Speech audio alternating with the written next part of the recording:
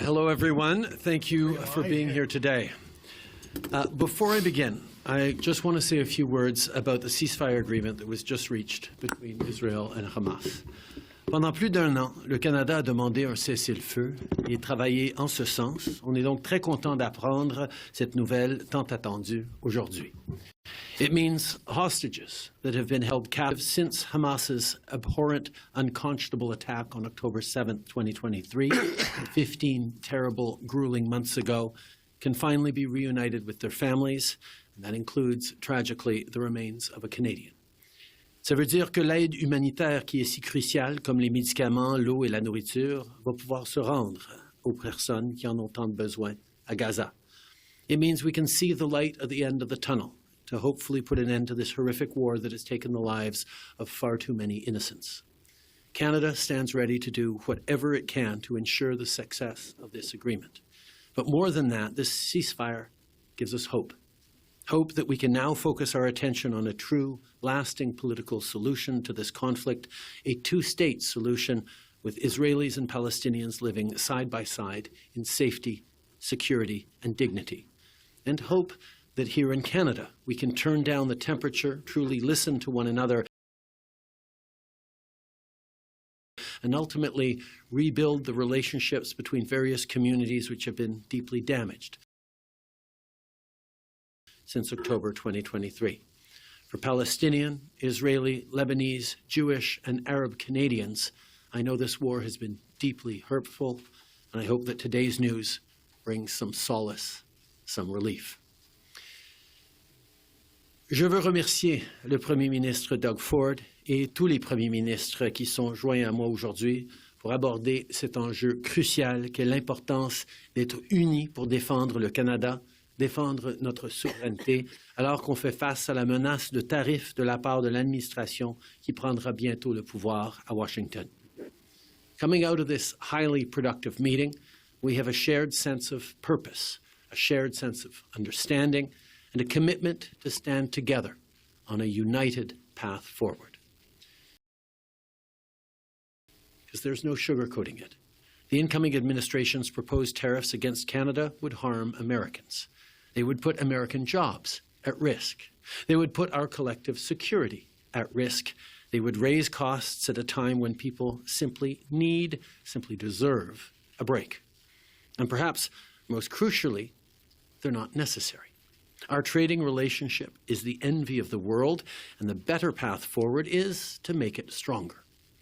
During the first Trump administration, we negotiated together a new trade agreement, more jobs, more wealth, more opportunity on both sides of the border.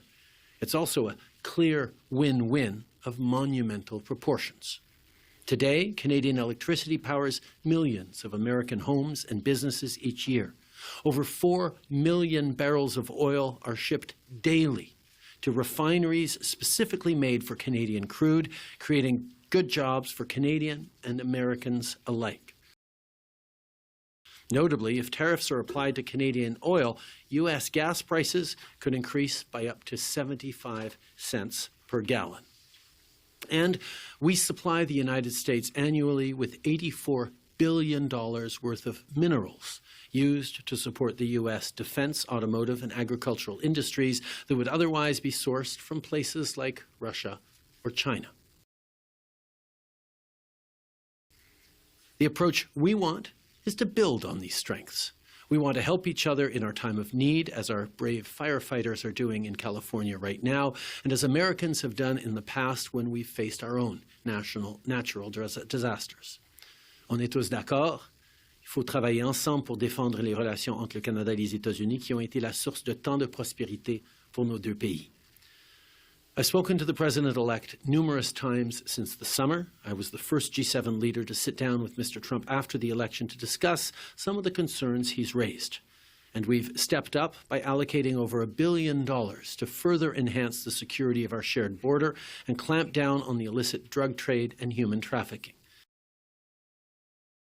With all that said, if the U.S. administration chooses to still implement tariffs, we will respond purposefully, forcefully, and resolutely.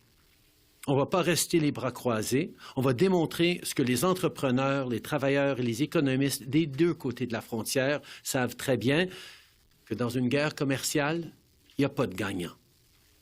Canadians do not deserve tariffs, and I believe Americans should not want tariffs either. We love this country. Canadians love this country. And I and we, as First Ministers, will never stop defending Canada from anyone who wants to harm it. Canada is a welcoming, inclusive, innovative, and ambitious place. It is home to bountiful resources, breathtaking beauty, and a proud people who've come from every corner of the globe to forge a nation with a unique identity worth embracing and celebrating and worth fighting for.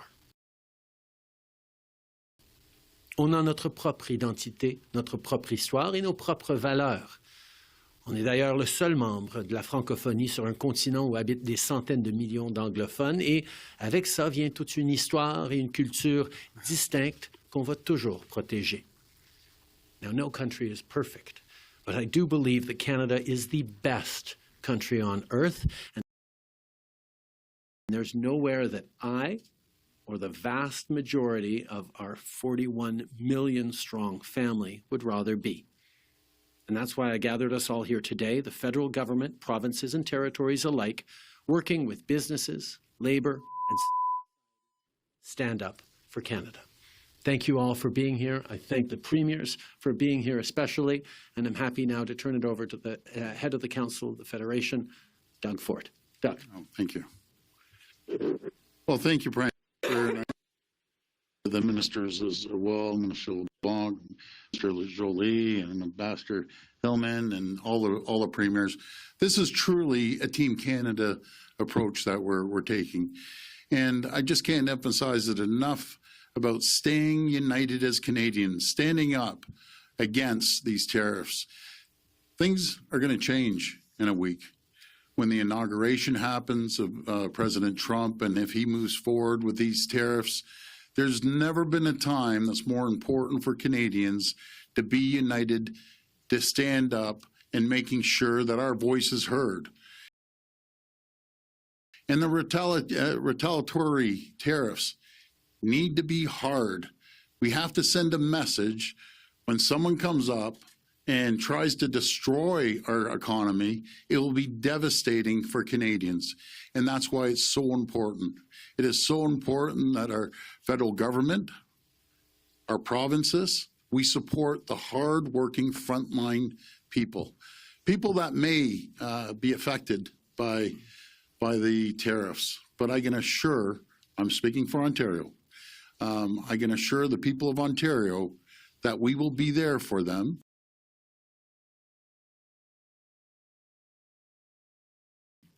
We'll be there to support them.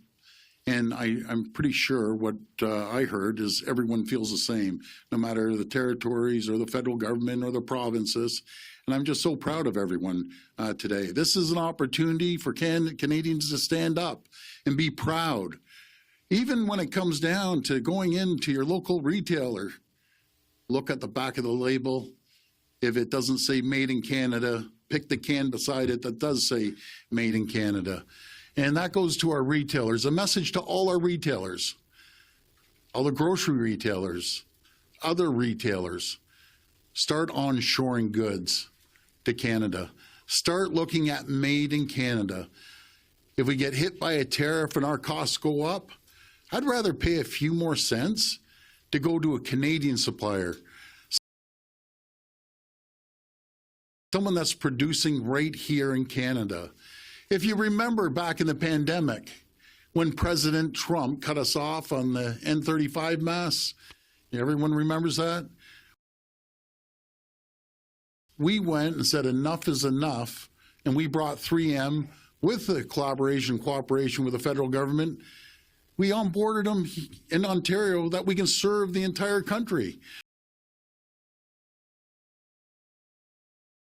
We should never be reliant on anyone. We're the greatest country in the world. We're an economic powerhouse. There's nothing that we cannot build collectively across our great country. So I just want to thank everyone. I want to thank the people of Canada for standing with us, and we will never, ever give up. We're Canadians, we're proud Canadians, and Canada is not for sale.